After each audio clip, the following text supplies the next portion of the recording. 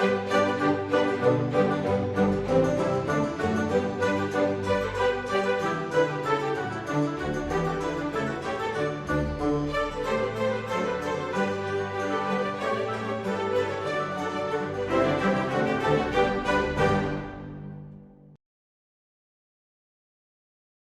Academia Mexicana de la Historia tiene el compromiso de impulsar, desarrollar, fortalecer y difundir los estudios históricos de nuestro país. Este ciclo se suma a estas tareas fundacionales de la institución, evocando la memoria de sus integrantes, de las y los miembros de número, de corresponsales en México y el extranjero, así como de historiadoras e historiadores eméritos y honoríficos, quienes compartirán con nosotros enunciados, anécdotas y hallazgos de sus investigaciones históricas en diálogos desde la Academia Mexicana de la Historia.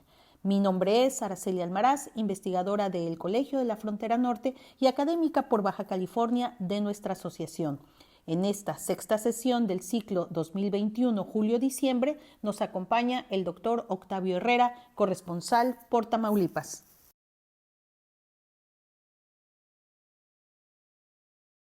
Bienvenidos y bienvenidas.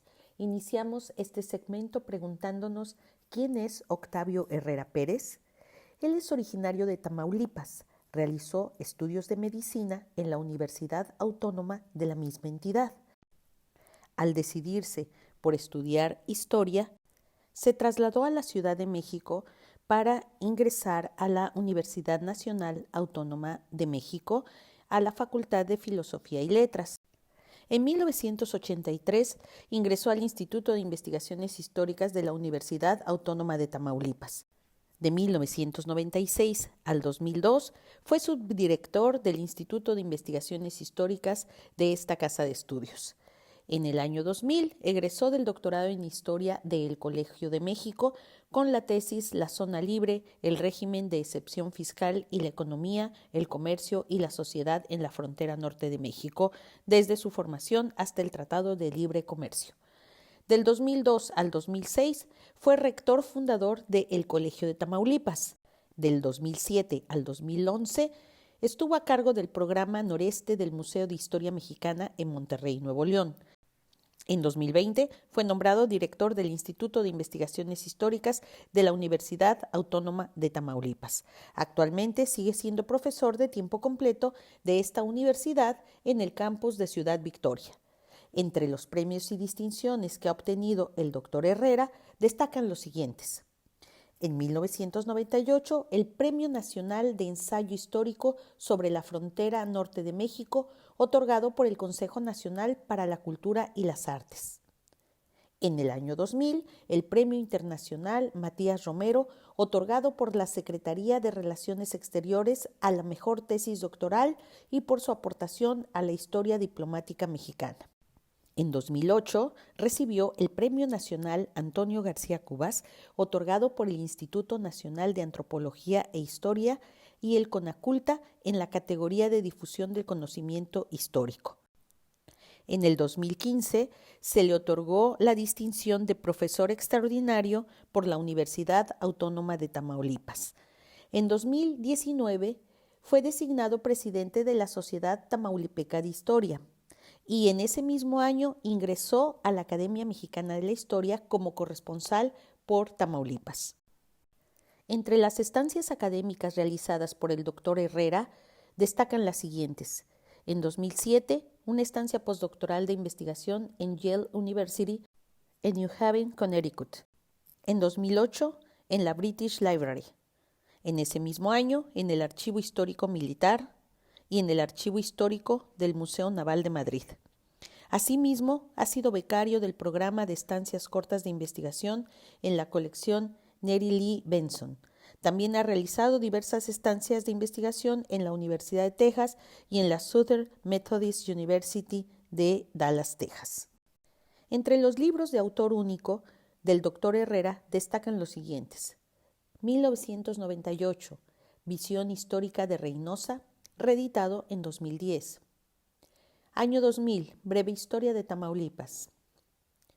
2003, El norte de Tamaulipas y la conformación de la frontera México-Estados Unidos, 1835-1855.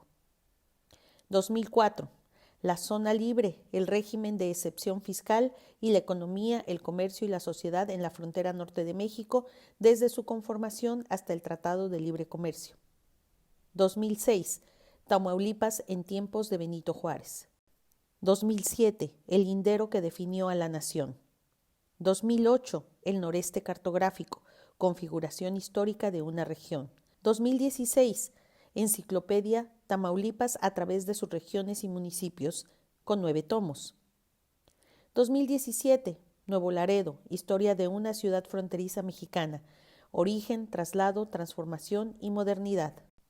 2018. Historia de una ciudad heroica, leal e invicta en la frontera y noreste de México.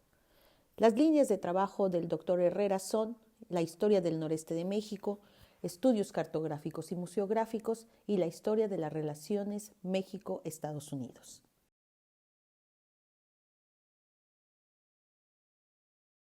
Bienvenido a Diálogos desde la Academia Mexicana de la Historia, doctor Octavio Herrera. Me da muchísimo gusto recibirte el día de hoy para entablar este diálogo y debo decir y resaltar dos aspectos que enmarcan este programa. El primero, agradecerte que hayas viajado desde Tamaulipas a Tijuana, porque estamos grabando desde esta ciudad fronteriza este último programa del ciclo julio-diciembre 2021. Y en ese sentido también quiero decirles que estoy muy contenta porque estamos estrenando estudio de televisión en mi institución, el Colegio de la Frontera Norte. Así que esas dos razones pues me emocionan mucho y bueno, recibirte como siempre con el mejor de los gustos y ánimos para estar charlando el día de hoy sobre tu trayectoria profesional. Muchas gracias, Araceli, y también a la Academia Mexicana de la Historia por esta oportunidad. Claro, culminamos el ciclo con esta sexta sesión de 2021 y como siempre, después de haber ya escuchado una brevísima semblanza curricular tuya, pues me gustaría preguntarte sobre el interés por la historia, sobre obviamente tu vida en estos quehaceres de llevar a cabo recopilación histórica, este gusto por la historia, pues en tu región, en tu zona natal, en Tamaulipas. Cuéntanos al respecto. Mira, yo nací en la ciudad de Matamoros, que es la ciudad histórica, emblemática de la frontera norte, donde se conforma el espacio limítrofe en México, Estados Unidos, con la guerra. Y me tocó de niño, pues vivíamos en el centro de la ciudad, y me tocó de niño conocer el entorno de la Plaza de Armas, en donde podía verse todavía completo, estoy hablando de los años 60, el conjunto de inmuebles de ladrillo decimonónicos de aquella misma época. Y aquello a mí me causaba mucha impresión y yo decía, bueno, ¿cuándo se construyó todo esto? ¿De dónde procede todo esto? Es una pregunta que me la hice desde niño y eso me llevó a empezar a hurgar ahí con quién podía yo investigar esto y fui a dar con el que fue el primer cronista de la ciudad de Matamoros, don Eliseo Paredes Manzano, y otro cronista más, don Florentino Cuellar. Ellos eran unos señores ya mayores, pero me abrieron espacio para escucharme. Don Eliseo Paredes me invitó a la fundación del Museo Fuerte Casamata, que era el último resabio de las fortificaciones de Matamoros. Y bueno, pues me tocó participar en la fundación de la, digamos, Sociedad de Historia, Geografía y Estadística en Matamoros, de la que yo soy ahora el único superviviente original. Entonces, lamentablemente, pues estos señores que eran abogados, sacerdotes, etcétera, pues me vieron muy joven, ellos no tenían la visión académica entonces, en realidad también la formación, digamos, académica de historiadores, pues estaba todavía en despegue en nuestro país y pues ya no pude continuar en una línea de formación original. Yo quise haber sido arqueólogo, me llamaba mucho la atención y ahorita también quiero comentarte que también fue producto de mis padres originarios del centro de México, de dos sitios emblemáticos también, Coatepec, Veracruz, mi madre, y Uruapan, Michoacán, mi padre. Mi padre como funcionario del Banco Ejidal se va a Matamoros, al boom del algodón, otro de los fenómenos económicos trascendentales de la frontera, y ahí nacemos todos, la familia ahí nace.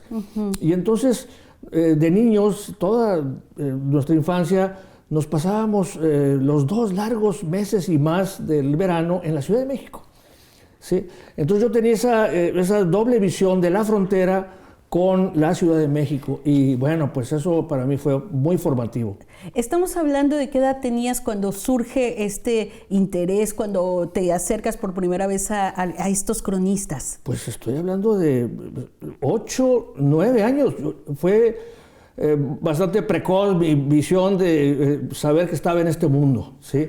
Y la pasión empezó desde entonces. Y también en la Ciudad de México ya andabas ahí en busca Bueno, llegábamos con una tía muy querida mía de nuestra familia, y en la colonia Nueva Santa María, todos los autobuses de la Ciudad de México en aquella época, las líneas, llegaban al Zócalo. Todas eran de las colonias al Zócalo, era el sistema. Y yo de muy chico, pues lo hice solo. Yo transitaba en la Ciudad de México solo. Con mi libro de Rivera Cambas, México Artístico y Monumental. De niño me fleté México a través de los siglos, que estaba en mi casa, en la biblioteca de mis padres. Lo leí a pie juntillas, y bueno, pues con el libro de Rivera Cambas visité todos los conventos, todas las iglesias, todos los edificios del centro histórico de la ciudad. Déjame interrumpirte, porque estás hablando de un libro y yo te quisiera preguntar si ese va a ser de los primeros libros de los que vas a ir juntando en lo que ahora es tu biblioteca. Sí, porque a una cuadra de mi casa en Matamoros, en el centro, había un estanquillo de libros que se llamaba El Nilo. Vaya, emblemático también. Entonces, el Nilo tenía muchas publicaciones nacionales sobre historia, ¿sí? Y ahí empezó la colección de mi biblioteca. Ahí empezó. Yo compraba libros y empecé a juntar libros, y ahora es pues una biblioteca bastante extensa, y tengo libros de aquella misma época. Entonces, también me aficioné mucho al estudio de las guerras mundiales. La Segunda Guerra Mundial, de muy joven, yo me la sabía de memoria, ¿sí? Entonces, pues eso me introdujo a la historia del siglo XX. Claro. ¿Verdad? Y entonces yo empecé a tener de muy niño una visión global, digamos, historia del mundo, y además la historia mexicana y de mi localidad. Ahí me costó un poco más de tiempo, porque la historiografía de mi región misma pues no era tan desarrollada. Claro. Pero me tocó, y te voy a decir algo, me tocó participar en el rescate del archivo histórico de la ciudad de Matamoros, que es importantísimo. Y bueno, he sido como una especie de custodio de este archivo. Lo trasladamos de la presidencia a la Casamata en un momento determinado. Pude influir con un alcalde para que hiciera un inmueble muy amplio. En fin, son esos vínculos que estableces desde que tienes esta pasión por la historia, y en eso te conviertes. Claro, y bueno, de eso vamos a hablar más tarde, de también tu dedicación a la preservación y a una línea que es la museografía, pero de eso permíteme que le dediquemos un espacio particular. Sí. Yo quiero continuar preguntándote, si bien había limitaciones para esos años de juventud, de niñez y juventud, inquieto, tú por la historia, por conocer, por saber, finalmente pues no vas a poder estudiar historia, por lo que ya nos comentas, pero te dedicas entonces a la medicina. Pues sí, porque la presión familiar, mi madre, que era lo convencional, digamos, en las familias de entonces, tener un abogado, tener un médico, y la medicina pues era muy atractiva. No se me dificultó, hice la carrera de medicina en la Universidad de Tamaulipas. Me dediqué a eso, vaya, con fe y con constancia, y me tocó participar en la apertura cuando era todavía pasante, interno de pregrado en un hospital en Matamoros, que fue una experiencia toral. Me tocó fundar en mi facultad un laboratorio de cirugía experimental y entonces yo tenía mucha habilidad quirúrgica. Y entonces desde que empecé a ejercer la medicina como digamos en pregrado, pues yo manejaba el quirófano, trabajaba ahí con mis profesores, con mis maestros. Y después me fui a hacer ya como pasante, me fui al Hospital Rural de Tula, Tamaulipas, que es un hospital de mucho trabajo, digamos, social, porque es toda una región periférica, digamos. Y ahí, pues, el cirujano en jefe, el director, cuando yo recién llegué, me vio la habilidad quirúrgica, bueno, tengo que decirlo, y rápido me incorporó con él, a trabajar completamente con él. Y además me permitió hacerme cargo del servicio de urgencias. Entonces, pues bueno, se me daba el tema de la cirugía, se me daba el tema de esto, pero en las tardes, te voy a decir, en las tardes que ya no estaba, porque además teníamos, y bueno, lo digo para los colegas, teníamos guardias, te voy a decir, guardias que entrábamos un viernes a las 8 de la mañana y salíamos el lunes a las 4 de la tarde. O sea, guardias corriditas. Corriditas, y nada que te quejas, nada que te quedas ahí dormido. Entonces, en las tardes, Tula hoy es pueblo mágico, y yo me dediqué a proteger una pirámide. A ver, cuéntanos cómo estuvo eso. Es que a 10 kilómetros de Tula hay un CUE maravilloso, ¿sí?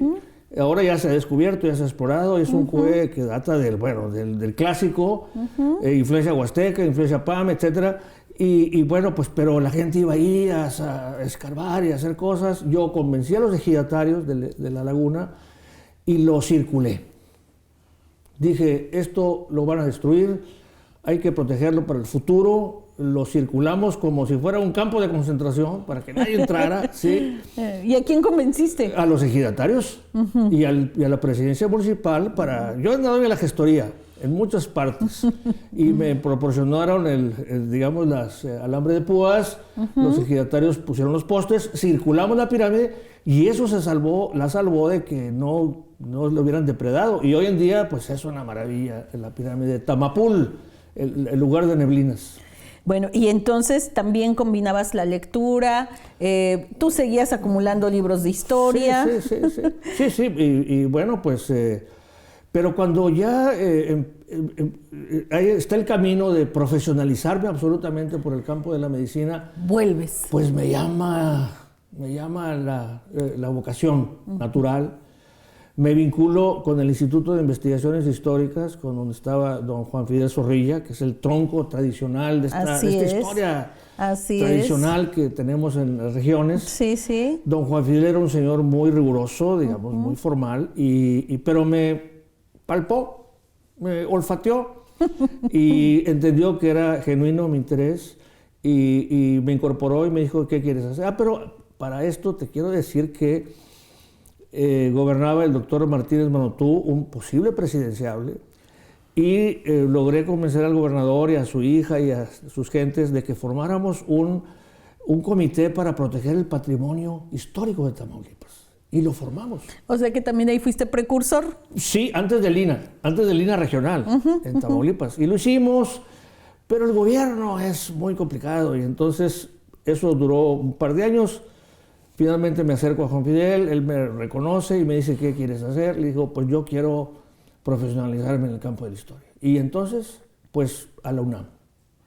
Y ahí vienes de regreso a México. Y ahí vengo de regreso a México, llego a la UNAM a Filosofía y Letras, y entonces, pues prácticamente me hicieron hacer la carrera de Historia en 2 años, para entonces hacer la maestría.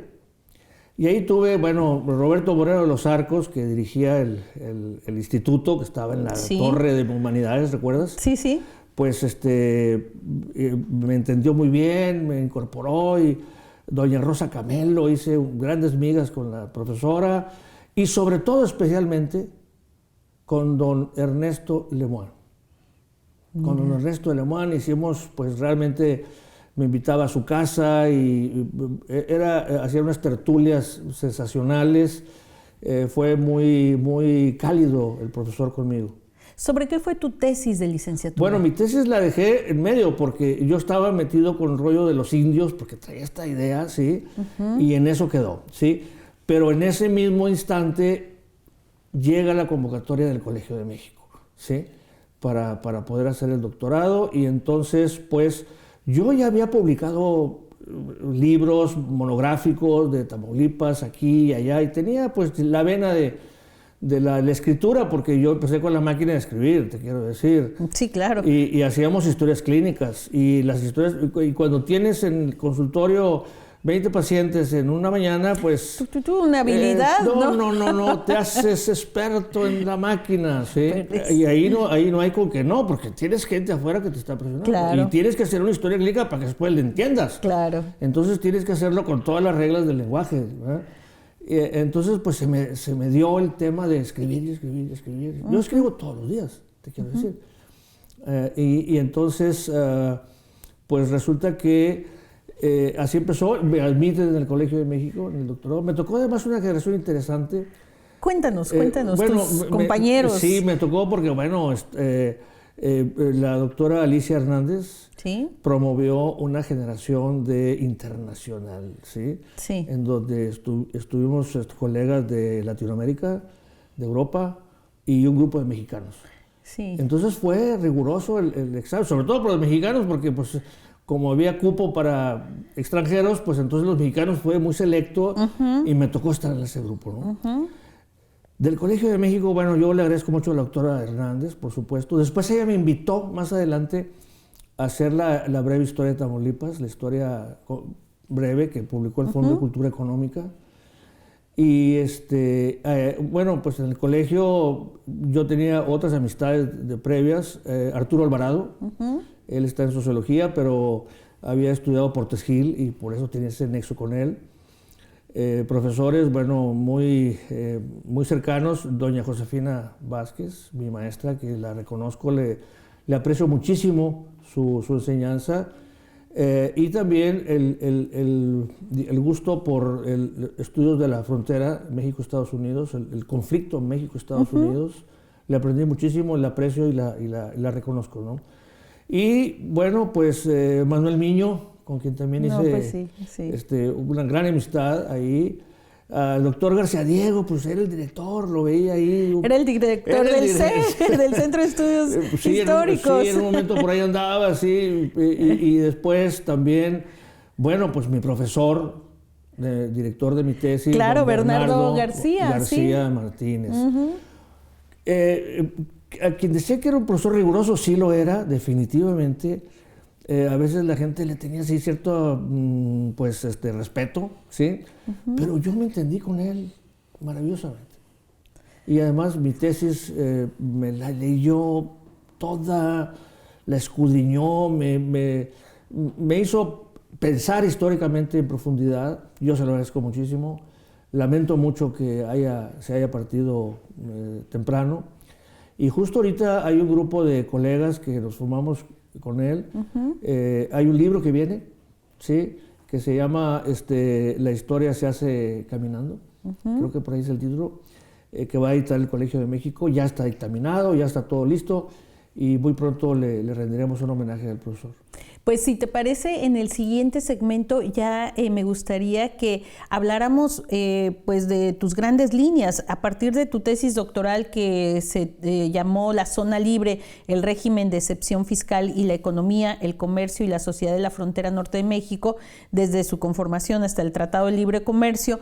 Ya empieza ahí a despuntar no solamente el interés de la historia regional, sino el interés por estas dinámicas en espacios binacionales y que desde mi punto de vista nos va a llevar tu obra a comprender muchos de los conflictos desde la colonia incluso hasta el presente y sobre este tráfico de mercancías, esta dinámica poblacional y esta cuestión de los límites. Claro.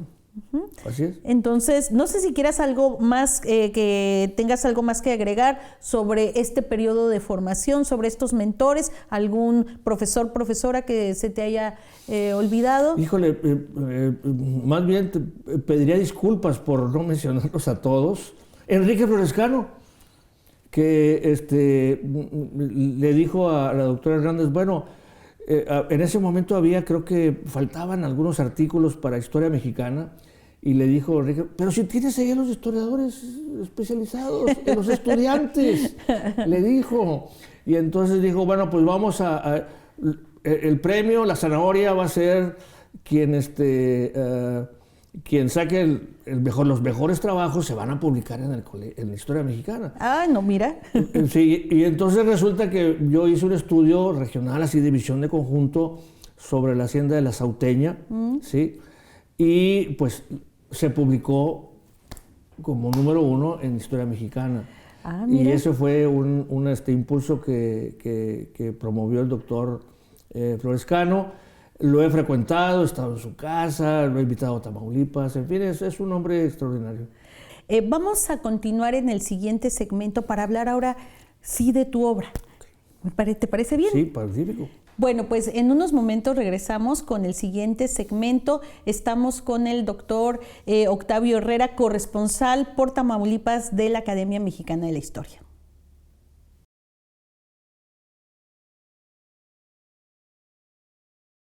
Regresamos a Diálogos desde la Academia Mexicana de la Historia. Estamos dialogando con el doctor Octavio Herrera, corresponsal de nuestra academia por Tamaulipas. Y en este tercer segmento, a mí me gustaría que el doctor Herrera nos hablara sobre su obra historiográfica, que desde mi punto de vista se distingue por tener como gran referencia la historia de Tamaulipas, pero desde la cual se despliegan diversas discusiones.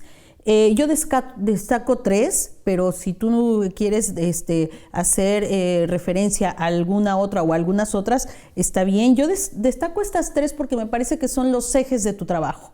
La primera de ellas tiene que ver con los límites fronterizos, con el Bajo Río Bravo, con el delta del río y lo que sucede a sus alrededores. Una configuración que se da desde la colonia y que avanza y que no va a estar exenta de problemáticas, pero que nos lleva justamente a discutir desde tu obra sobre cómo se da esta disputa por el territorio y cómo van definiéndose los límites hasta 1848. Entonces, esa es una de ellas, ahorita nos contarás, pero dejo delineadas las otras 2. La segunda tiene que ver con la zona libre, muy a tono con tu tesis doctoral, con este trabajo que vas a llevar a cabo, y que ahí nos vamos a detener un poco porque aquí en esta región de Baja California la zona libre es determinante también para su desarrollo económico y regional. Y la tercera, que tiene que ver propiamente con la historia de la región tamaulipeca.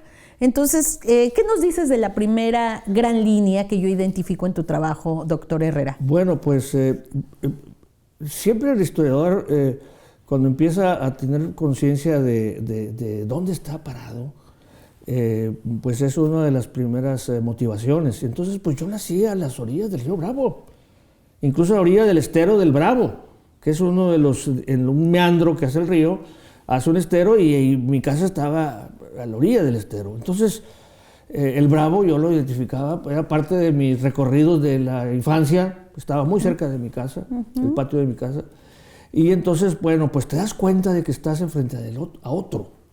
Del otro lado están los Estados Unidos de América, ¿sí? Pero después te das cuenta de que aquello era territorio mexicano, ¿sí? Y te das cuenta de que vives en un espacio de ciudades gemelas, complementarias. Y está el caso que además te das cuenta de que en esa época de mi infancia la frontera estaba constreñida por garitas fiscales a las afueras de la ciudad, que contenían a la frontera. Claro, había la ventaja de que los fronterizos podíamos consumir toda clase de mercancías sin el pago de impuestos. Y en mi casa se hacía el mandado, comprabas desde la pasta de dientes hasta la comida, la ropa, todo se compraba en el lado norteamericano. Entonces, en el otro lado, que le llamamos... En el famoso el otro lado, ¿sí? Sí. En Matamoros había una cuestión que decía, bueno, todo lo que quepa por el puente, pasa. Porque el puente era de hierro, ¿verdad? Sí, sí. Todo lo que quepa por el puente pasa. Y efectivamente así era, ¿sí? Entonces, esta cotidianidad con el extranjero, con los Estados Unidos, con el habla inglesa, pues me motivó a saber qué había pasado allí. Y como ese otro lado era nuestro. Sí, ahí empezó. Y entonces, bueno, mi tesis doctoral empezó allí. Porque pues, me di cuenta de que había barreras fiscales a la salida de la ciudad, al kilómetro 22. Sí, claro. El kilómetro 22 es la franja de la zona libre. Claro, sí, ¿verdad? sí. Ahí empezó. ¿Por qué es diferente acá? ¿Por qué hay excepción fiscal? ¿Por qué, ¿por qué esto? ¿Por qué el otro? Y bueno, se fue acumulando el material, ya una vez que le eché el ojo historiográfico, y así surge mi trabajo de tesis. Ahora bien, amplío esto un poco más adelante. El tema de Tamaulipas, bueno, pues es mi estado, ¿sí? Mi padre se traslada a Ciudad Victoria, la capital, cuando ya voy a entrar a la preparatoria, porque el Banco Ejidal, donde había llegado Matamoros, se convirtió en ban rural con hegemonía, digamos, administrativa para todo el noreste, incluido San Luis Potosí. Y mi padre era funcionario ahí, nos quedamos a Victoria y nos cambiamos. Cosa ventajosa para mí. Se fueron a Victoria. Sí, porque Victoria es una ciudad pequeña, administrativa, pero es como un lugar, es como un altozano en donde puedes ver para todos lados. Ves a Tampico en el inmediato, ves a Monterrey, ves al centro de México y ves la frontera. Y además ahí tienes los archivos, tienes la cuestión político-administrativa, te enteras de todo lo que sucede en la entidad. Y además es una ciudad bella porque está a orillas de la Sierra Madre. A mí recién llegué a Ciudad Victoria y ahí yo me identificaba mucho con el profesor García Martínez. Yo me dediqué a ser montañero. Yo recorrí mi estado de joven, subí a todos los cerros, caminé todas las montañas, todos los cañones. Entonces eso me dio una perspectiva geográfica, ¿sí?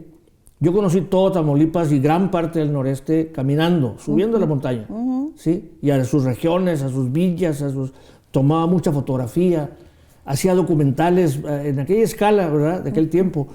Y entonces, insisto, eso cuando yo lo incorporo después a mi quehacer historiográfico, ya en tiempos recientes, pues me da mucha flexibilidad para hacer contextos, narrativas, de descripción de los espacios. Claro, son espacios que tú pisaste. Claro, los conozco, sí, y entonces yo puedo hablar de ellos, ¿verdad? Porque los he estado ahí, los he visualizado.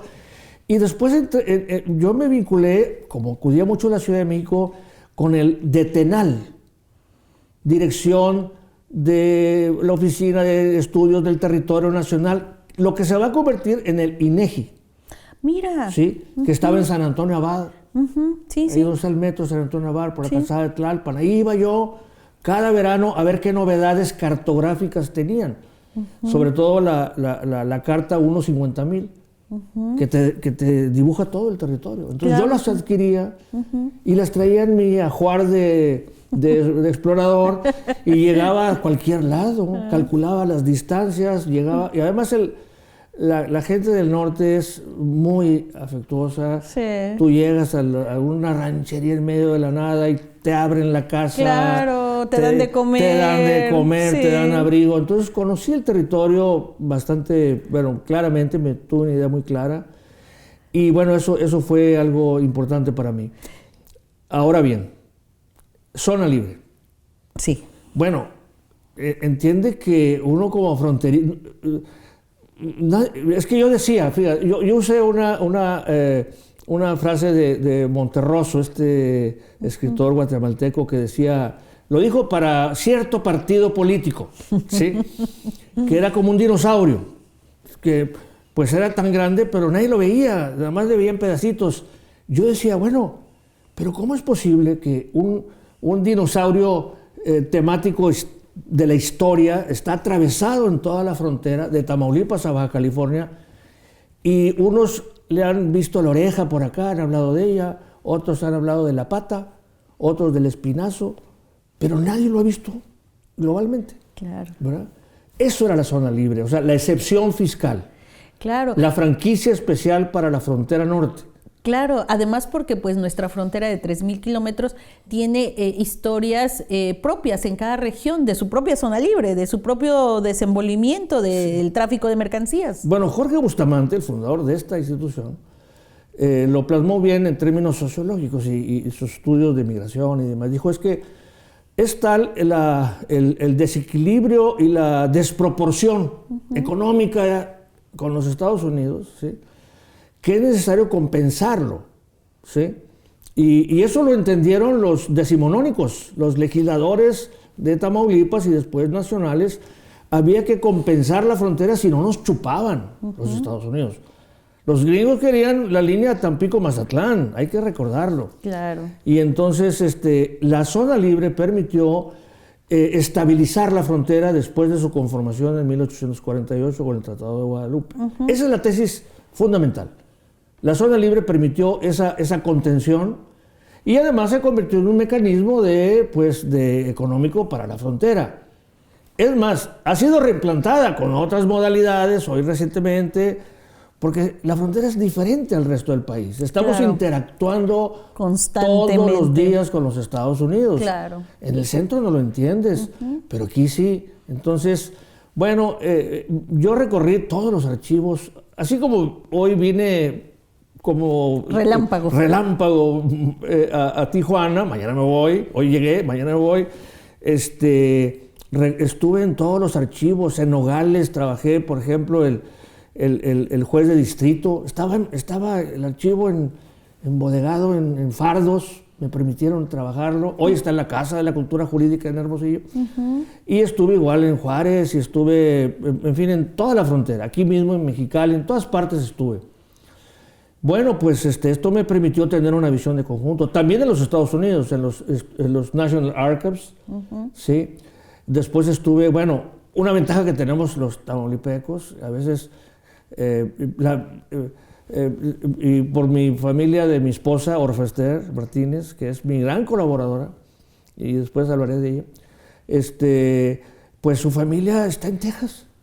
Tenemos casa en Houston, tenemos casa en San Antonio, ¿sí?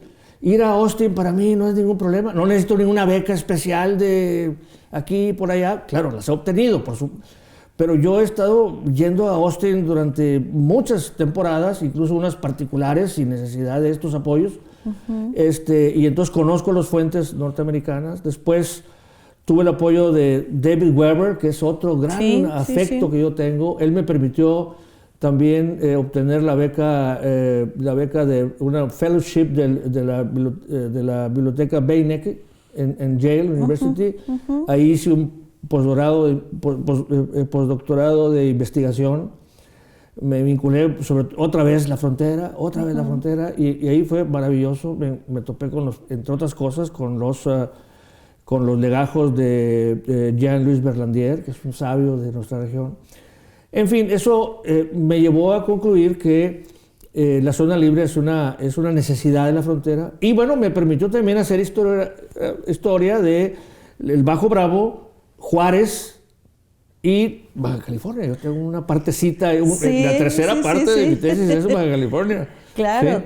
Claro, y bueno, finalmente tu trabajo doctoral además va a ser premiado, ¿no? Precisamente va a tener este reconocimiento, pues por los aportes que haces tú a la discusión de esto que para nosotros, como bien mencionas, parece tan natural, tanto vivir con el tiempo de cruce, vivir con la paridad cambiaria, vivir con este flujo de mercancías y de personas, ¿no? El contrabando, entre otras cosas, ¿sí? Que se le achacaba a la frontera que el contrabando, los americanos también la denostaron mucho porque habían perdido la guerra los sureños en Texas. En fin, una institución que se mantuvo. Cuando se derogó, vino la revolución. Acuérdense que la revolución empezó en el norte y en una buena medida la zona libre, eso yo sostengo en mi tesis, contribuyó al desánimo de los fronterizos a rechazar las políticas del centro. En fin, es un gran tema. Eso me permitió a mí derivar en otros estudios sobre la frontera. De hecho, tengo estudios sobre, digamos, la guerra, ¿no? La guerra, Sí, la guerra misma como tal. Ahora tengo un libro preparando, que lo tengo ahí, de esos, vas enlatando productos, sobre algo que doña Josefina Vázquez señaló, que fue la supuesta República del Río Grande, que es todo este periodo de entreguerras, ¿sí? De la independencia de Texas y la invasión americana. Todo este gran fenómeno lo estoy trabajando. Y bueno, pues me permitió, la Cancillería me abrió las puertas, me publicó el libro, Sí. lo premió con el Matías Romero. Así es. Sí. Y después hice una visión monográfica de conjunto, El lindero que definió a la nación. Así es. Publicado por la Secretaría de Relaciones Exteriores. Sí. Ganamos el premio García Cubas, Ajá, sí. ¿sí? De Lina. Y bueno, fíjate, eso fue un mensaje directo para que entendedores, el lindero que definió a la nación. Claro. La frontera norte. Claro, sí, sí. Si no tuviéramos esta frontera, si no hubiera habido esos fronterizos, pues no seríamos lo que es México, ¿sí? Sí, sin duda. Y esos cortes y además esa frontera que va a ser codiciada. Más allá del establecimiento de los límites del Tratado de Guadalupe Hidalgo, sigue siendo codiciada durante toda la primera mitad, podríamos decir, del siglo XX, ¿no? Claro, y te voy a dar un dato de orden metodológico y que, por supuesto, lo entendió muy bien García Martínez. Porque había una cierta tendencia a que se hicieran estudios de tesis doctorales con temas, digamos, contenidos en un periodo y profundos. Era como que la tónica. Sí, sí. Y yo le decía, es que no puedo. Yo necesito amplitud y profundidad. O sea, la amplitud no va a restar a la profundidad. Y así como vi el dinosaurio que te he mencionado, sí. Igual fue como Odiseo, ¿no? En la barquichuela ahí, en el Egeo, y las sirenas en los peñascos. Aquí está el tema de no sé qué, el tema de la frontera, por supuesto, ¿verdad? Sí. Diversos temas. Pero además tuviste dos perfectos acompañantes, además de tu director, que fue doña Josefina y Mario Cheruti. Bueno, con la doctora Vázquez siempre he tenido vasos comunicantes en esos temas. Y Mario, porque a Mario lo conocí desde hace años, cuando él publica Economía de Guerra, Vidaurri, la reforma y los dineros y la frontera en tiempos de Vidaurri, yo lo publica el Archivo General de Estado de Nuevo León. Cuando yo veo ese libro, no lo conocía a Mario, que recién apareció en los años 80, principios de los 80, dije yo quiero hacer esto. Yo quiero hacer algo parecido a esto. Esta es una base para mí. Y yo necesito además conocer a este hombre. A dos personajes me sucedió este fenómeno. Uno fue con Mario y lo busqué y lo encontré y ahora somos amigos de toda la vida. Y otro más fue el doctor Manuel Ceballos Ramírez. Una vez, mi esposa es de Nuevo Laredo, fuimos a Laredo y un día vi el periódico y vi ahí el doctor Manuel Ceballos, que acaba de egresar del Colegio de México, que anda por aquí. Y yo dije, yo tengo que conocer a esta persona. Y entonces me vinculé con él y tuvimos un encuentro y hemos sido igualmente colegas y amigos de toda la vida. Entonces, bueno, eso quería decirte porque yo necesitaba esa amplitud de campo para trabajar el estudio de la frontera y ha resultado lo que tú ya conoces, ¿no?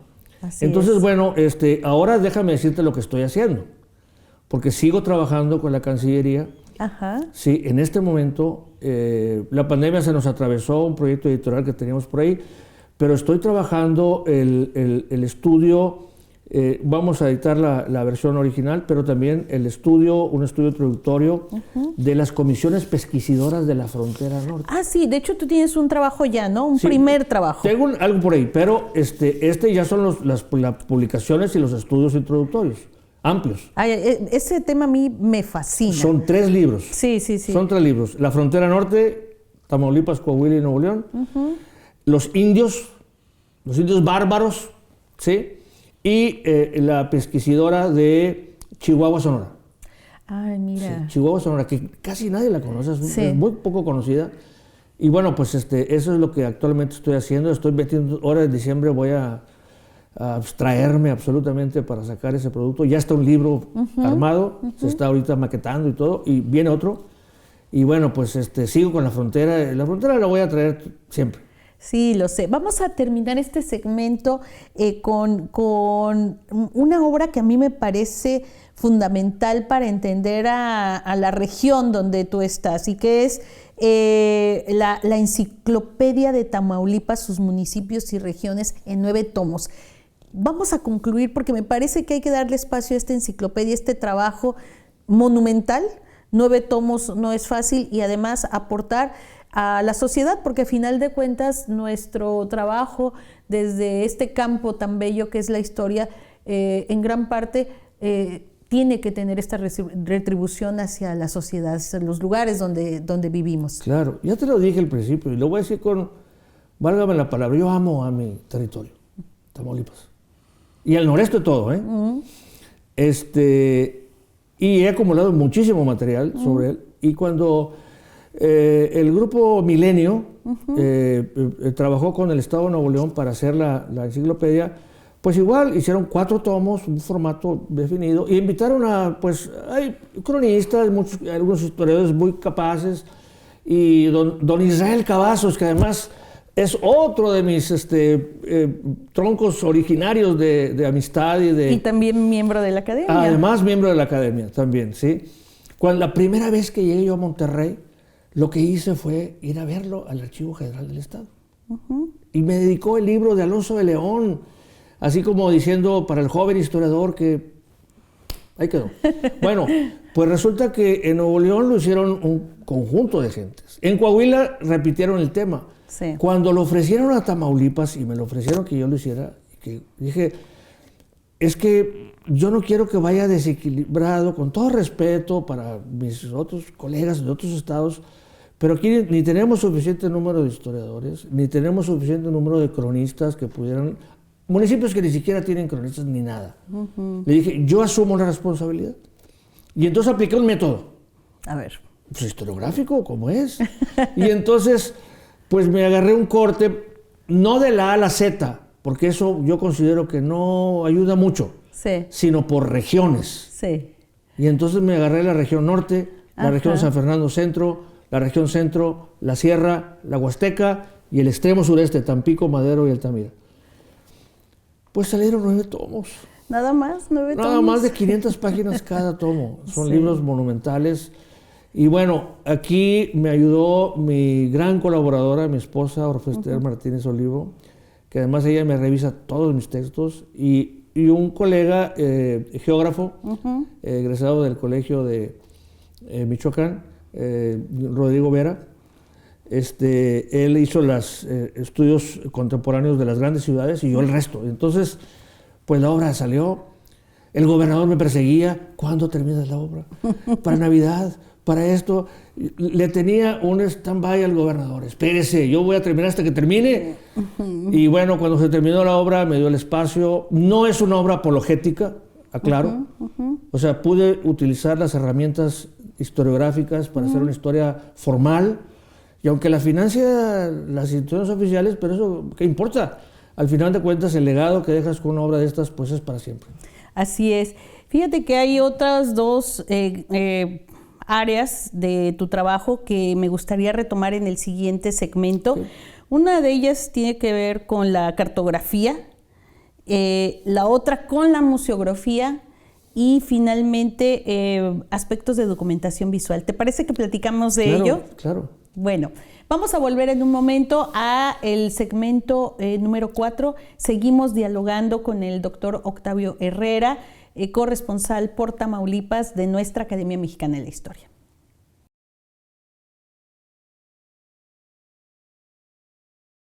Seguimos dialogando con el doctor Octavio Herrera, corresponsal por Tamaulipas de nuestra Academia Mexicana de la Historia. Escucharte para mí es fascinante, no solamente porque yo también vivo en la frontera, sino porque hay algunas aristas de tu trabajo que de pronto se cruzan con mi cotidianidad. se cruzan con parte también de lo que quienes estamos en el norte vivimos día a día y escribimos, porque es ineludible, como bien lo decías. Nos podríamos pasar muchísimas horas hablando sobre nuestra frontera, sobre la dinámica, sobre los conflictos, sobre estos ires y venires de personas, esta cultura binacional, esta cultura del fronterizo, de los y las fronterizas, pero nuestros espacios son limitados. No quisiera dejar de hacerte esta pregunta antes de pasar a lo que realmente corresponde a este bloque, que son otros intereses. Pero olvidé preguntarte sobre qué falta por hacer en esta región tamaulipeca. Sé que mucho, pero en términos generales, ¿qué falta por al menos iniciar o qué archivos que están disponibles, sobre todo para las nuevas generaciones de historiadoras e historiadores que pudieran sumarse a este trabajo historiográfico como el que tú has venido haciendo en estas últimas décadas? ¿Qué espacios pueden todavía explorarse? Bueno, en ese sentido yo quisiera ampliarte el contexto geográfico en el que yo me desempeño. Yo en realidad trabajo el conjunto del noreste. El noreste es un área cotidiano de trabajo para mí. Y me he desempeñado también en Monterrey. Yo trabajé 4 años y medio en el Museo de Historia Mexicana en Monterrey. Ahorita que toquemos el punto de la museografía te lo explicaré. Y bueno, pues entre otras cosas, a mí los archivos, yo soy un historiador de archivos. Yo no mando a nadie a hacer fichas a los archivos. ¿Sí? A mí me gusta hacerlas yo mismo interpretar los documentos y trabajarlos. Mal haríamos si mandamos a bueno, otros. Pero pues se dan casos, ¿verdad? Se dan casos. Entonces, ahora tuvimos la oportunidad, ya te dije que empecé con la máquina de escribir, sí, pero después he pasado con quién sabe cuántas generaciones de computadoras y sobre todo la imagen digital. Sí. Que ese ha sido maravilloso. Ya uno no trabaja en los archivos haciendo fichas, ya fotografías los documentos, los ubicas, los fotografías y te los llevas a tu casa y ahí los trabajas. ¿Sí? Entonces la colección se ha hecho pues inmensa y eso te proporciona una versatilidad tremenda para con mayor rapidez trabajar temas muy documentados, ¿sí? Pero hay que ir a los archivos, eso es ineludible. Primer mensaje para todos los historiadores e historiadoras en formación. Sí, si no vas a los archivos, pues te quedas atrás. Y siempre habrá alguien que los descubra y que vea cosas, ¿no? Ahora, por mi propia experiencia de mi región, en el noreste hay archivos sensacionales. Los archivos de la frontera, te los digo, para la región Matamoros, Reynosa, Camargo, Mier, Guerrero, son extraordinarios. Ahí está la historia de la formación de la frontera. Claro que dicen, bueno, es que ir a Tamaulipas, andar por la frontera chica, pues bueno, yo ando por allá siempre y aquí estamos. El archivo histórico de Tampico es sencillamente extraordinario. Y además ahí tenemos el archivo del Águila y de Petróleos Mexicanos en la época de la expropiación. Nada más y nada menos. Nada más. En Monterrey, el Archivo General del Estado de Nuevo León, como decían los antiguos, decían cuando hablaban de los tamaulipecos de Nuevo León, decían, porque ese es un estado más sistemado. O sea, ¿qué quiere decir? Que estaba administrativamente todo en regla. Y entonces el Archivo Histórico de Nuevo León sobrevive completo. Y ahorita te voy a platicar un estudio que acabo de hacer sobre Nuevo León. Y el Archivo General del Estado de Coahuila también sobrevivió todo. Aparte el que existe en Monclova, aparte otros archivos locales, de tal manera de que hay una fortaleza documental en el noreste de México extraordinaria.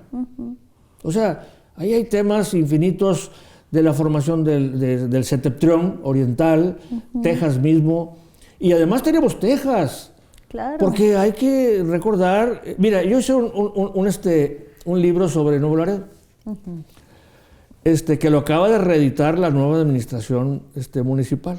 Sí, no me gustó mucho la reedición, pero los derechos son de ellos. Y míos también, pero bueno, ellos usaron su parte. Yo decía, bueno, ¿por qué tenemos que empezar la historia de Laredo desde el 48 para acá? Si la historia de atrás es nuestra. Claro. ¿Por qué se las dejamos a los americanos? ¿Que porque se quedaron con el territorio? No. Y entonces yo hice una monografía de Laredo en donde empiezo con orígenes, traslado, consolidación y modernidad. Claro. O sea, toda la historia colonial y la historia hasta el año 46, 48 es nuestra. Y así está plasmada en el libro. Misiones y presidios.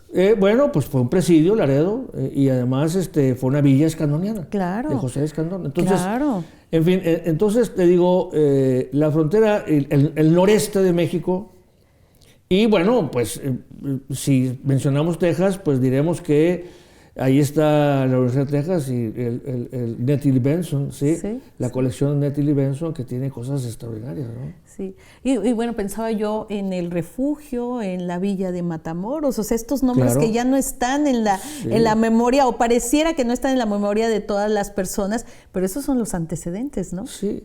Mira, yo cuando voy a Texas, bueno, siempre voy al presidio de la Bahía, o sea, Bahía que se llama, hoy se llama, bueno, en Texas, donde nace Ignacio Zaragoza, ¿sí?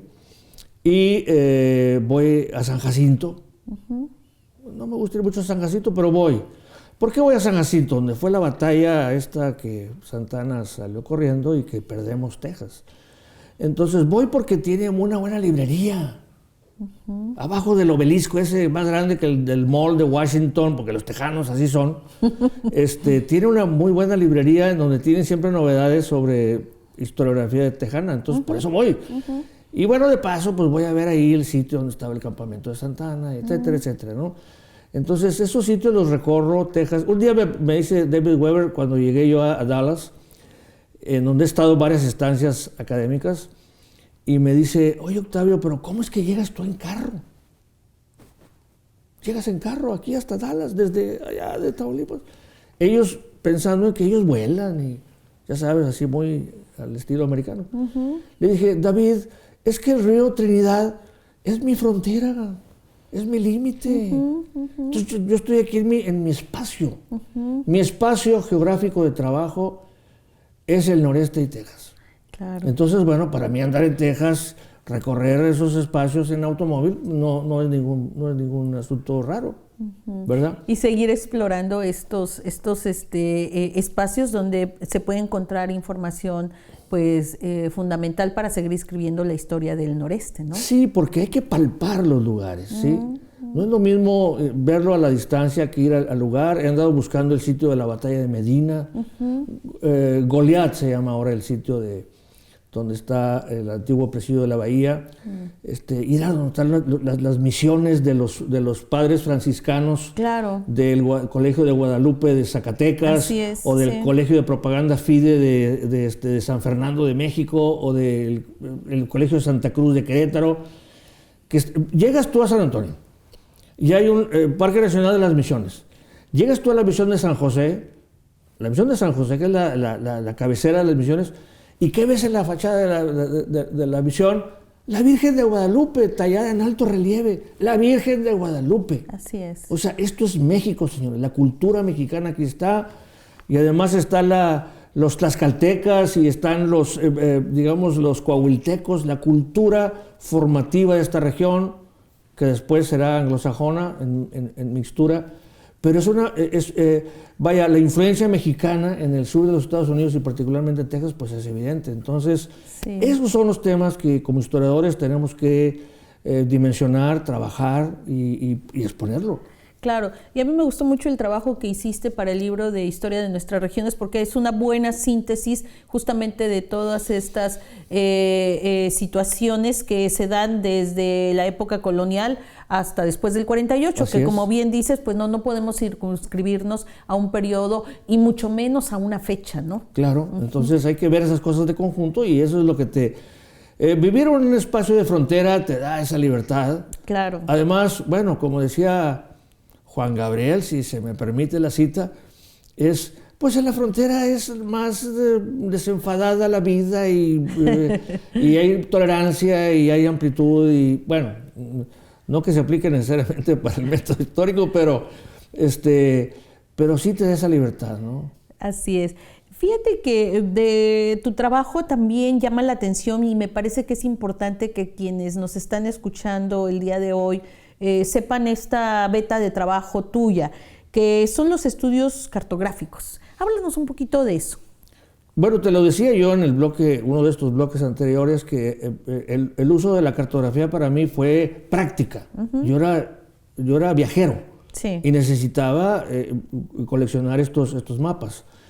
Y entonces, a donde quiera que he ido, he conseguido mapas. He tenido la fortuna de recorrer Europa y bueno, en Londres hay una tienda maravillosa, que ahora se me va el nombre, pero tiene cartografía de todo el mundo. Bueno, es un imperio, ¿verdad? O fue un imperio de Gran Bretaña. Entonces, tienen mapas extraordinarios del Everest, de esto. Entonces, pues, a comprar, a gastar tus libras y bueno, igual en Francia, sí, pero nada como en Londres.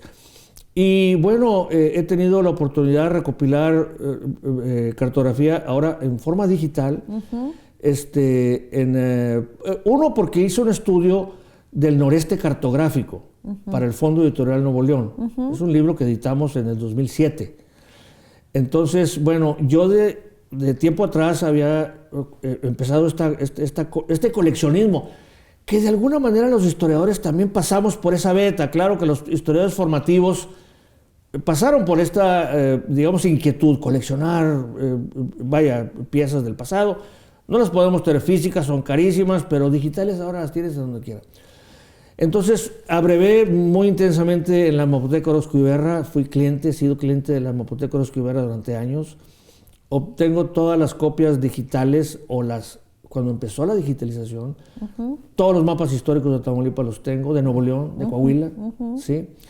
De la Comisión Geográfica Exploradora, de la Mapoteca Orozco Iberra. Y después, te voy a decir, hasta con los militares españoles, me proporcionaron cartografía sensacional de toda América, porque me tocó organizar a la Cancillería una exposición en San Ildefonso que se llamó Paseo en Mapa.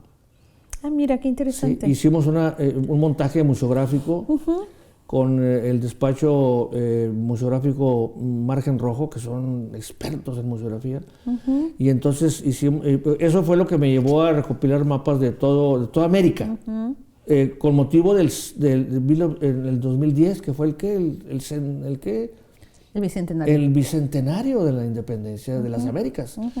Y entonces fue que fui con los militares españoles, al principio así, después me entregaron todo lo que yo quise. Todo lo que yo quise. Bueno, entonces ahora hay que irte a consultar y hay que organizar alguna exposición. Bueno, pero sí, o sea, tengo centenares, por no decir miles de copias digitales.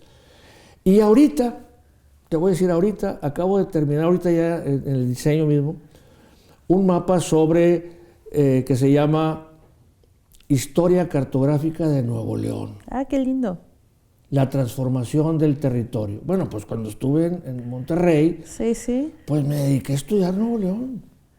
Claro. ¿Sí? Entonces, y además como fui curador del archivo de la Casa de la Cultura Jurídica de Monterrey, de la Suprema Corte de Justicia de la Nación. ¿En qué año? Recuérdame. Te estoy hablando del 2007 al 2012. Ok. Pero yo he seguido trabajando en la Casa de la Cultura Jurídica de Monterrey, les he organizado el archivo, ¿sí? Y voy a otro tema, el tema del contrabando, que acabamos de publicar un libro colectivo sobre el contrabando en la frontera norte, otro tema. Y lo traigo fresquecito, claro. ¿sí? Para tu biblioteca, la Biblioteca Históricas de la Universidad de California, Baja California, porque pienso abrir un seminario, abierto a quien quiera, sobre el tema de estudios sobre el contrabando en México. ¿Sí? Entonces, particularmente en la frontera. Particularmente en la frontera, pero también abrirlo a los puertos, Veracruz, San Blas, qué sé yo. Claro. Abrirlo extensamente, ¿no? Pues esa será una oportunidad de conocer más de este trabajo, porque pues a fin de cuentas también se relaciona con lo legislativo, con cómo se traspasan los márgenes de la ley y cómo se sigue circulando. Es un tema que causa cierta, bueno, por lo que se menciona. Recuerdo que cuando tuvimos la última comida de la Academia Mexicana de la Historia, sí, sí, hace un par de años, sí, cuando yo me levanté y dije, ¿y qué estás haciendo? Pues estoy estudiando el contrabando. Y escuché así como que un tema un tanto escabroso, pero pues es una realidad económica. Claro. ¿Tú lo sabes? Sí, sí. Y en eso estamos ya trabajando. Mira, hay otra gran línea que me gustaría que con eso fuéramos concluyendo y que tiene que ver con todo lo que es actividad relacionada con museos.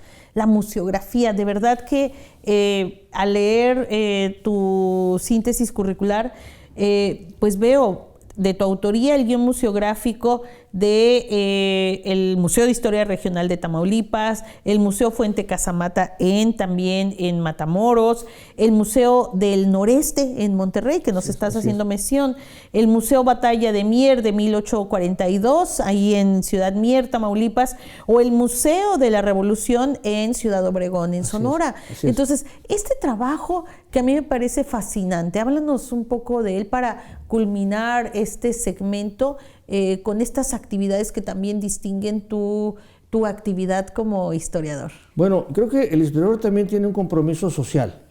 Totalmente. No podemos quedarnos solamente en el ámbito académico, leyéndonos entre nosotros, en nuestros cubículos, buscando puntos para, no sé, ¿verdad?, obtener mayores beneficios, canonjías, qué sé yo, que son necesarias, por supuesto, pero a mí me interesa mucho la difusión, ¿sí? Me interesa hacer obras históricas, monográficas, escritas. Los estudios de las ciudades me importa mucho. Tamaulipas es una confederación de ciudades. He hecho varias monografías de ciudades de Tamaulipas.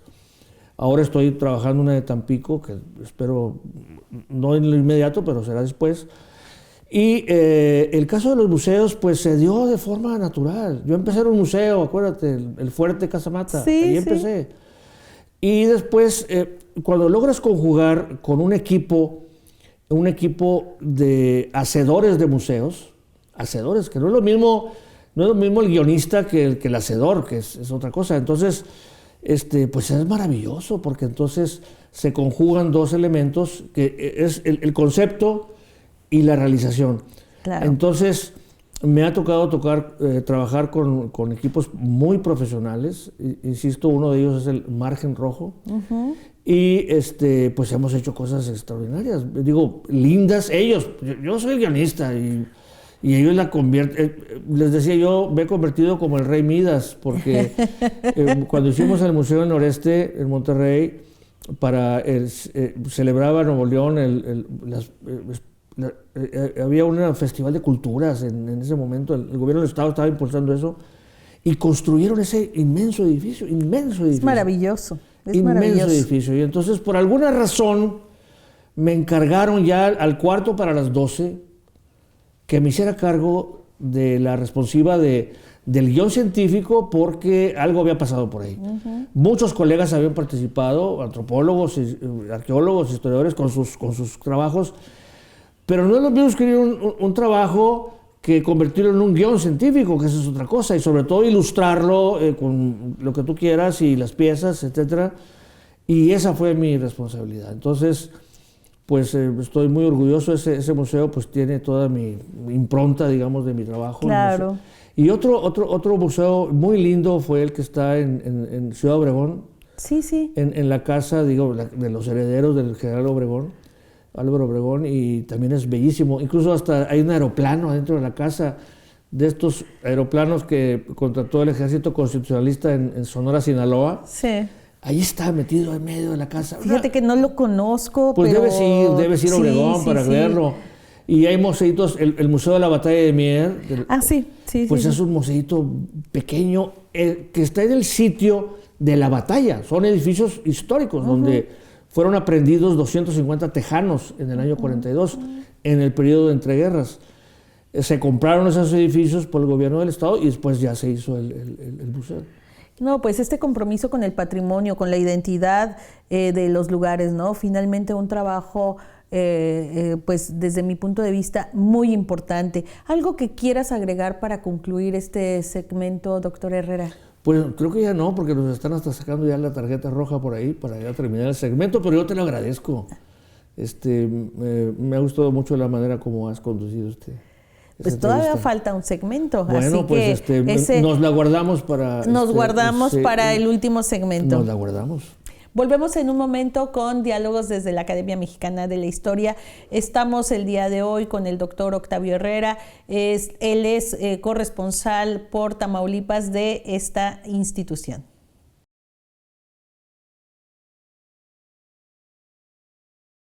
Seguimos dialogando con el doctor Octavio Herrera y pues estamos en el último bloque. De verdad que se ha ido como un suspiro esta charla. Desde esos años tuyos recorriendo tu ciudad natal, pero también la Ciudad de México, yéndote a vivir con tu familia por azares de la dinámica familiar, el puesto que le dan a tu padre, en medio de esta conformación de bancos relacionados con el desenvolvimiento agrícola, claro. Un espacio regional también dinamizado por el oro blanco, claro. En su momento, hasta los 60s. Este recorrido que nos has tú comentado desde la medicina, bueno, la historia, la medicina, volver a la historia, y estos aportes a la comprensión de una región tan importante como es la del noreste mexicano, sin obviar, por supuesto, el otro lado, la parte estadounidense. Realmente han sido muy motivantes para seguir descubriendo cosas del noreste. Estamos en esta última sección de este diálogo y a mí me gustaría que el historiador tamaulipeco nos hablara de sus satisfacciones, de esas satisfacciones que son más de carácter interno, que tienen que ver más con lo vivencial que con la acumulación de reconocimientos y la acumulación de premios al trabajo que nos dan los pares. Me gustaría que nos hablaras de estas emociones que te causan pues distintos eventos que has tenido como historiador. Bueno, pues en primer término yo diría que haberme hecho historiador, haberme formado como historiador, haber cumplido con ese anhelo pues infantil, pues, lo digo francamente, yo soñé con pensar históricamente desde que era niño y lo logré ya en mi vida adulta. Yo, insisto, llegué a una bifurcación profesional en mi vida, pude haber hecho, yo estuviera jubilado ahorita ya del Seguro Social, pero ahí tenía el camino abierto, ¿sí? Yo ya estaba contratado por el IMSS para seguir profesionalizándome, pero me sentí un vacío de dar ese paso y preferí tomar el camino de la historia. Y para esto, vuelvo a mencionarlo nuevamente, conté con el grandísimo apoyo de mi esposa, Orfa Esther, que me apoyó en todo y me permitió pues este trance. Hice 2 estancias fuera de mi casa, en la maestría y en el doctorado. 2 ocasiones estuve fuera de casa, pero iba y venía en la Ciudad de México, iba y venía. Incluso la noche previa al sismo del 85, esa noche yo me vine a Victoria, a Tamaulipas, y en la madrugada sucedió ese drama, que por cierto perdí un primo mío, ¿sí? No en el temblor como sí, sino fue asesinado por estas circunstancias. La gente andaba muy desesperada y el pobre fue asesinado en un accidente de tránsito. Pero en fin, son cosas de la vida. Entonces, eso, el haber sido historiador, el haberme formado y por otro lado, el haber llegado a 2 instituciones claves en la formación de quien se dedica a este oficio, que es a la Universidad Nacional Autónoma de México y al Colegio de México. El haber estado en el Colegio de México para mí fue una experiencia muy importante. Sí, en el claustro, un colega dijo que era como un claustro secular. Sí, y efectivamente lo fue. Pero vivir en el colegio era sensacional, porque ahí estabas todo el tiempo, ¿no? Ahí comías, ahí estudiabas, ahí ibas, entrabas a tus seminarios. Y pasaron volando 3, 4 años, porque 3 formativos y después la tesis y los seminarios y esas cosas. De tal manera que después hubo un momento de que te ibas desprendiendo por razones naturales. Claro. Y bueno, pues ocurrió. ¿Sí? Yo me titulé en el año 2000. Efectivamente, Bernardo Martínez fue mi director, la doctora Vázquez, ella como profesora más de mayor antigüedad, pues ella presidió el jurado, y también el doctor Mario Ceruti. Entonces para mí fue algo, fue una experiencia muy, muy motivante el haber estado ahí. Me siento muy orgulloso y bueno, y por eso en mi desempeño profesional pues trato de estar a la altura, ¿no? de esa institución. Y por otro lado, también reconocerle pues a mi alma mater, que es la Universidad Autónoma de Tamaulipas. Claro, ahí empezaste. Sí, ahí empecé, ahí me formé, ahí ya lo dije hace un momento, me acerqué a don Juan Fidel Zorrilla y a don Carlos González Salas, que era era el dúo formativo de ese tronco historiográfico en Tamaulipas, cronista de Tampico, un humanista, sacerdote, ¿sí? Y entonces le acabamos de hacer un homenaje con motivo del centenario de su natalicio. Después, bueno, también tuve la satisfacción de haber formado y ser el rector fundador del Colegio de Tamaulipas. Así es. Sí, sí. El proyecto fue pues, hacerlo en consonancia como un centro de investigación. De investigación. Durante mi administración pues, publicamos un montón de libros, hicimos un montón de eventos. Pero mira, en los estados, cuando dependes de la instancia estatal, y alguien nos lo dijo, pero bueno, pues sucede que queríamos abrir las cosas en Tamaulipas. En Tamaulipas hay mucho pragmatismo, ¿no? Digo, como los fronterizos, ya te lo dije te vas a morir de hambre, decían, si te dedicas a la historia. Pues no me le he pasado más que muy bien y divertido y emocionado y motivado en lo que hago. Entonces la idea de crear el colegio era esa, y bueno, pero también en Tamaulipas a veces, bueno, como en otras regiones, como dicen por ahí, las banquetas son muy estrechas en términos políticos, y entonces, bueno, pues hubo un momento en que quisieron que yo ya no estuviera ahí y que me regresara a la universidad, pero en ese momento yo no quise hacerlo porque me iba a sentir como constreñido, y entonces fue cuando surgió la invitación del gobierno del estado de Nuevo León a que les hiciera el guión científico del Noreste. Para mí fue como aire fresco. Sí. Aire fresco, me fui a Monterrey.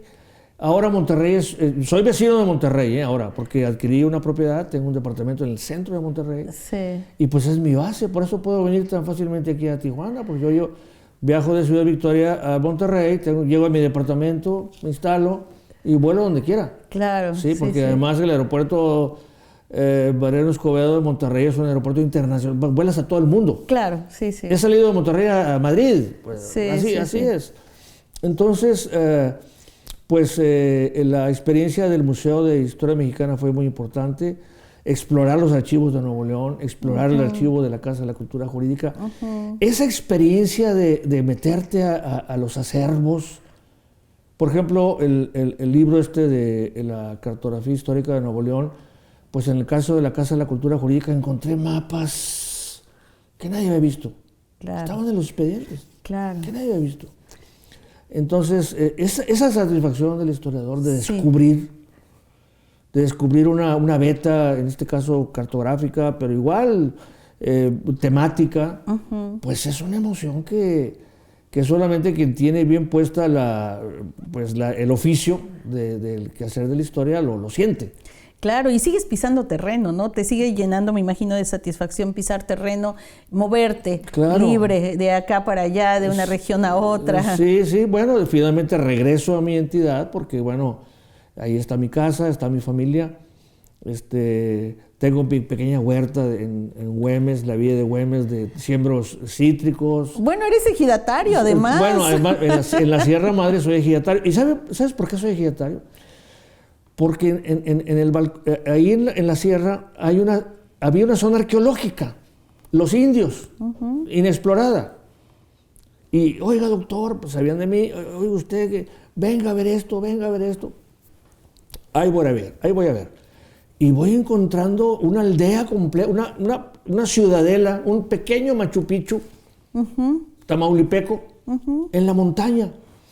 Me quedo maravillado, ¿sí? Y entonces, en la gestoría, que nunca he dejado de hacerla, me involucré con el gobierno del estado, empujando ahí para que trajeran un arqueólogo, trajeron a Jesús Nares, otro gran amigo, ya fallecido, titular de la Sala Norte del Museo Nacional de Antropología, hizo los estudios arqueológicos, pusimos en el escenario de la arqueología mexicana el balcón de Montezuma, y está dentro del ejido.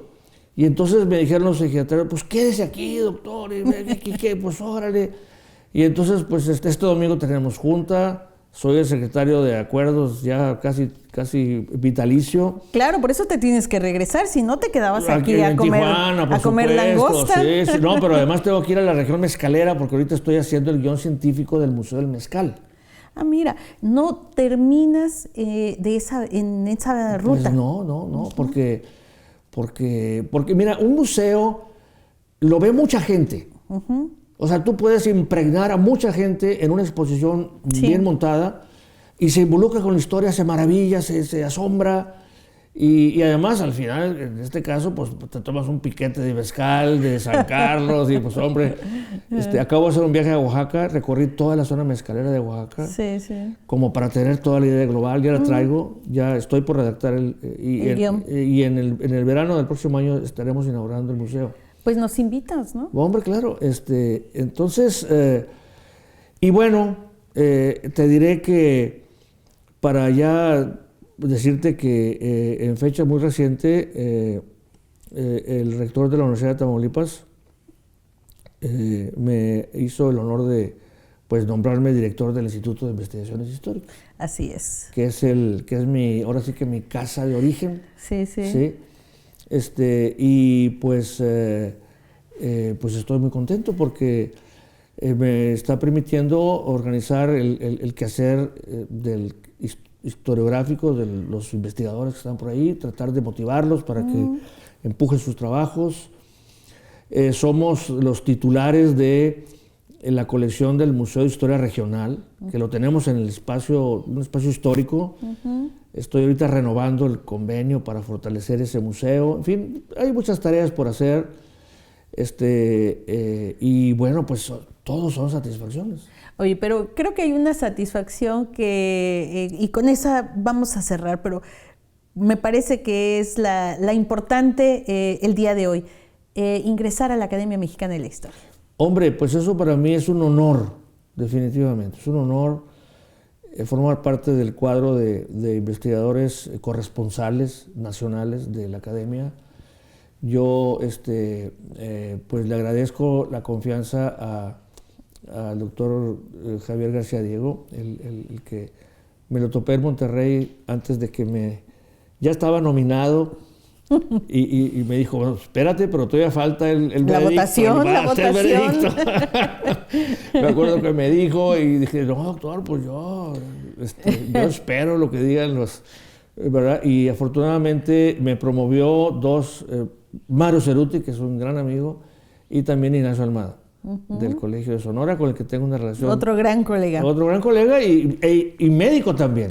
Claro, hay 3 médicos hasta donde yo recuerdo. El doctor Almada, tú por supuesto, y Mario Humberto Ruz. Ándale, entonces somos 3. Yo no conocía el caso tercero, pero pues bueno, pues a veces la vida te lleva... Con él vamos a platicar el año que entra con Mario Humberto Ruz. Entonces, pregúntale algo mismo, lo que significa esto. Y bueno, pues Iba todo muy rápido. Yo le dije al doctor José María Muriá que me contestara mi discurso. Se nos atravesó la pandemia.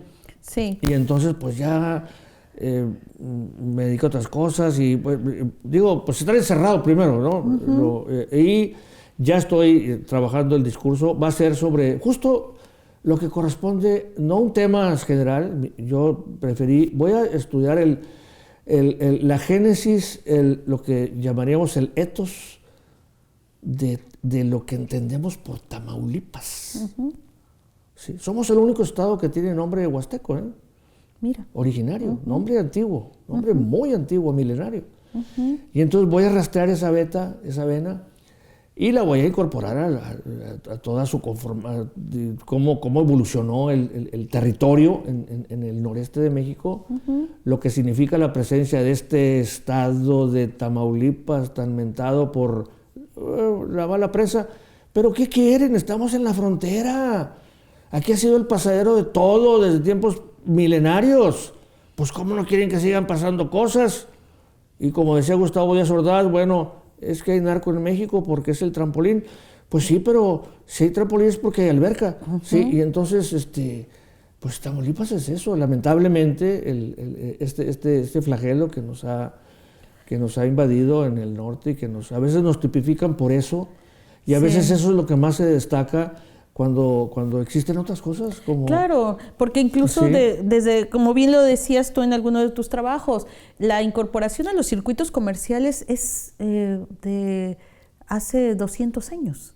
Bueno, y hace poco el doctor Carlos Marichal, ha publicado con un colectivo de investigadores de la plata a la cocaína. Claro. Pues es que si no entendemos eso, no entendemos nada, y nuestros territorios en realidad son inocentes en ese sentido, pero bueno, pues aquí ha sido un trasiego de siempre de todo. Claro, y además cuando hablamos de tráfico, generalmente se asocia exclusivamente a lo ilegal, pero no, o sea, el tráfico puede ser legal o puede ser ilegal. La primera aduana de importación y exportación en el México es Nuevo Laredo. ¿Sí? Entonces, en Tamaulipas, la primera aduana de América Latina es Nuevo Laredo, en el territorio de Tamaulipas. Entonces, es nuestra vida, ya lo mencionamos al principio, nuestra cotidianidad con los Estados Unidos es constante. Entonces, para nosotros no se nos hace algo extraño esto. Claro que siempre la prensa, entonces nos tienen como que en una lista roja, pero ahora nos damos cuenta que hay estados que están hirviendo y están adentro del país, ¿no? Totalmente. Yo creo que se van haciendo eco ciertas perspectivas que no son las únicas sobre las ciudades. Tijuana también tiene su propia leyenda negra. Idea de leyenda negra en el imaginario, que por supuesto que no es la única. Claro. Pero es una potencia económica, es un polo indiscutible. Entonces, eso es lo que nosotros los historiadores tenemos que plasmar en nuestro trabajo. Digo, no que seamos propagandistas de esto, ¿verdad? Pero nuestro trabajo debe ser formal en ese sentido, para que ahí se derive una interpretación de nuestra realidad contemporánea. Pues por supuesto. Esa es nuestra actuación social, es lo que debemos hacer. Entonces, bueno, pertenecer a la Academia Mexicana de la Historia, hacer eco a su prestigio, hacer eco a este propósito que tiene su presidente, García Diego, pues ese es el compromiso, ¿no? Pero dinos, ¿habrá discurso pronto? Sí, en la primavera. Y responde José María Muriá, me dices, ¿verdad? Sí, porque él es un experto en la construcción del territorio de Jalisco. Sí, claro. Por eso yo lo invité, dije, yo quiero un experto en territorialidad. Claro. ¿sí? Y entonces, bueno, el doctor José María Muriá ya dijo que sí, él quiere irse a Tamaulipas, después me dijo que quiere vamos a ir a Monterrey, a donde quieras, vamos. A todo el noreste. Sí, no pasa nada. Bueno, pues déjame, te digo y les comento a quienes nos están siguiendo el día de hoy, que justo tenemos ya el cartel listo para el año que entra, para el primer ciclo 2022, enero-junio, y abriremos con el doctor José María Muriá. Así es que, mira. Bueno, está planchadito. Está Sí. planchadito. Yo te agradezco enormemente que nos hayas compartido tus historias, tu trayecto profesional, un poquito de lo que es la reflexión historiográfica desde el noreste, pero sobre todo te agradezco el que hayas tenido la gentileza de venir a Tijuana, de decir: Araceli, yo quiero colaborar con la Academia Mexicana de la Historia, con este ciclo que es parte de una memoria visual, pero no desde una plataforma. Yo puedo desplazarme y estar contigo. Entonces eso lo definimos hace algunos días y pues aquí estás. Entonces Sí. te agradezco mucho. No, es que tu trabajo es realmente trascendente, Araceli, realmente es trascendente. He visto tus otras entrevistas, me han gustado mucho. Sé que para la academia va a ser un referente, la memoria visual, tú ya lo has dicho. Y por eso yo dije, yo voy a Tijuana, aunque sea a caballo, atravesando la frontera, pero ahí voy a estar. Oye, y con neblina de paz que te tocó. Bueno, es que, ¿sabes que sobrevolamos 1 hora el Mar de Cortés? Sí. Y sí. yo feliz porque viendo la península y bueno, parte de mis intereses geográficos, viendo la desembocadura, el delta del río Colorado. del Colorado y la Rumorosa y San Felipe, no, fue una experiencia muy linda y bueno, finalmente aterrizamos. Pues te agradezco muchísimo. Cerramos el día de hoy, 17 de diciembre, con este diálogo con el doctor Octavio Herrera, quien es corresponsal por Tamaulipas de nuestra Academia Mexicana de la Historia. Los invitamos a que sigan escuchando estos diálogos. Seguimos dialogando en el ciclo 2022 enero-junio, esperando que nos acompañen. Muchísimas gracias.